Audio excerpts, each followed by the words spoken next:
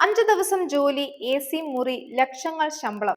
പുറമെ നിന്ന് കാണുന്നവർക്ക് IT ലൈഫ് ഇങ്ങനെയൊക്കെയാണ്. എന്നാൽ ഇതിനുള്ളിലെ ഡാർക്ക് റിയാലിറ്റി എന്താണെന്ന് നിങ്ങൾക്കറിയാമോ? 8.5 അവേഴ്സ് ലോഗിംഗ് ടൈം.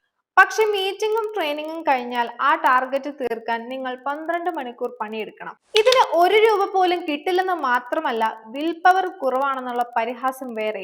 ജോലി തീർന്നില്ലെങ്കിൽ അത് ഡെഫിസിറ്റ് ആവും. അസുഖം വന്നാലും വീട്ടിൽ എന്തെങ്കിലും എമർജൻസി വന്നാലും ഇളവൊന്നുമില്ല. സ്വന്തം ലീവ് എടുത്ത് ഓഫീസിലെ പണി തീർക്കുന്ന IT ജീവനക്കാരുടെ ഗതികേട് ആരെങ്കിലും ചർച്ച ചെയ്യുന്നുണ്ടോ? നിങ്ങളുടെ ഗ്രാറ്റുവിറ്റി വെട്ടിക്കുറയ്ക്കാൻ DA മാറ്റി HRA ആക്കുന്ന കോർപ്പറേറ്റ് ബുദ്ധി.